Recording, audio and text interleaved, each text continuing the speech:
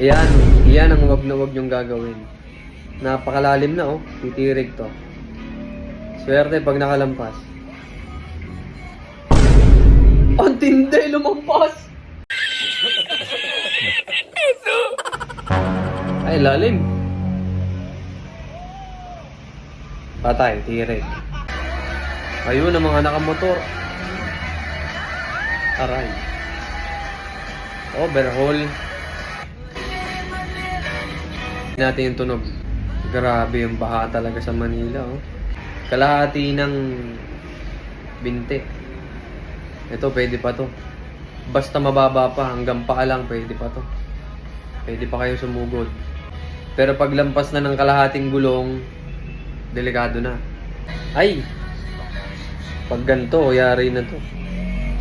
Siguradong overhaul. Patay, tirik. 2-0!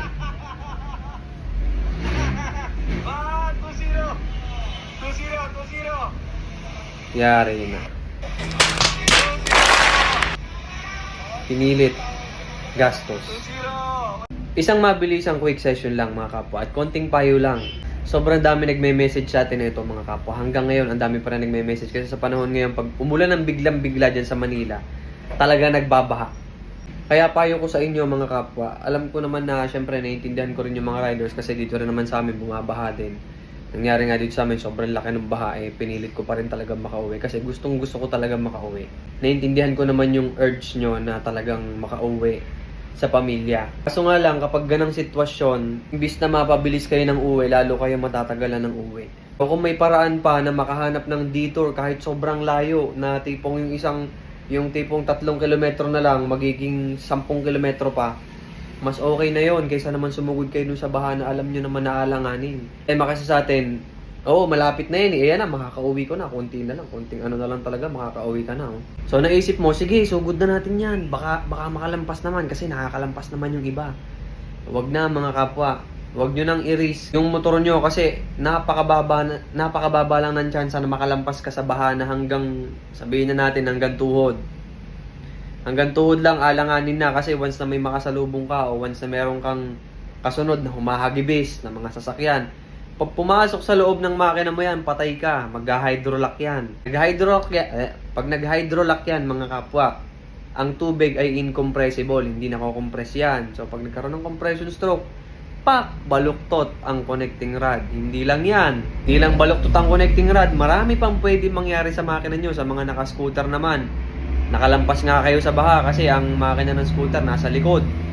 So, kapag sinuong mo yung baha, yung tubig nahahawi. Kaya mo, safe na nasa ilalim. Kumbaga, bumababa yung tubig pagdating sa parting ilalim. Pero sa dulo natin, yung panggilid natin, nababasa. So, yung gearbox mo dyan, madadamage. Papasukan niya ng tubig, maghahalo ng tubig at langis.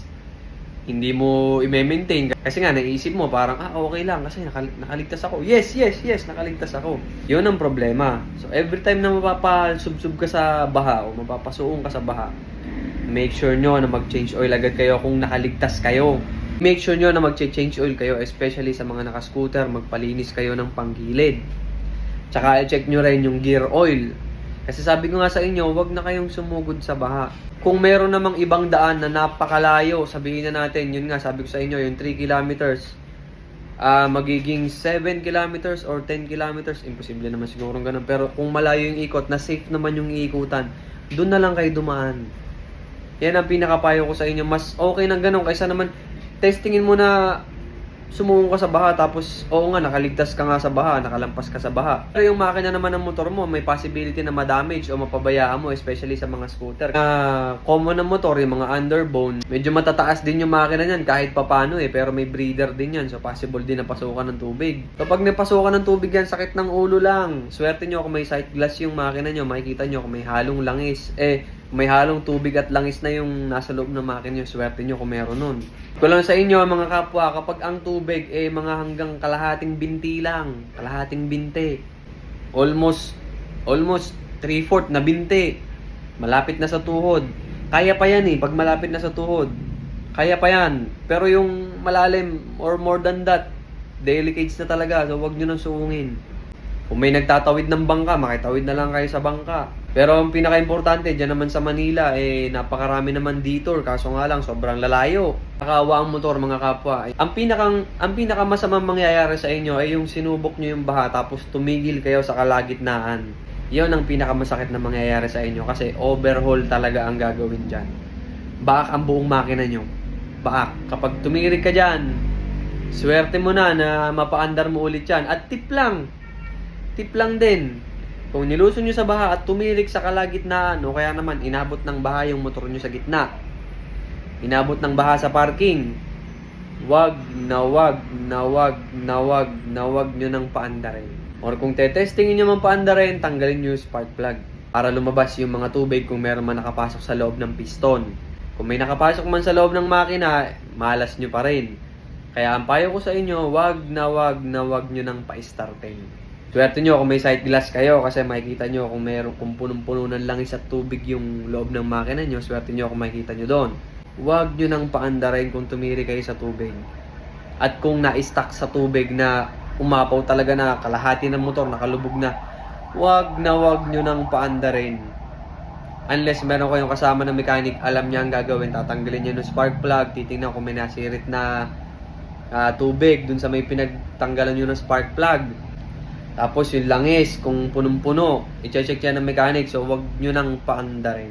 Alam ko naman na gustong-gusto nyo rin makauwi kagad sa pamilya. So syempre, isipin nyo rin yung gastos na magagawa ng kapabayaan na rin. Kasi alam mo ng baha, susuungin mo pa, lalo na ang lalim-lalim pa. Swerte mo kapag nakalampas ka, pero hindi ka swerte sa mga possible na magiging problema ng motor mo. Baka mamaya nakaligtas ka nga pero napabayaan mo naman yung motor mo. Hindi mo na change oil, hindi mo na palitan ng gear oil, hindi mo na palinis yung panggilid. Tapos yung loob ng makina mo may mga tubig pala. O, mas malaking problema, ang laki ng gastos. Pero isang baha lang yung dinaanan mo na proud ka pa ikwento sa mga tropa mo. Kung may detour, mag-detour na lang kayo. Mas safe yun.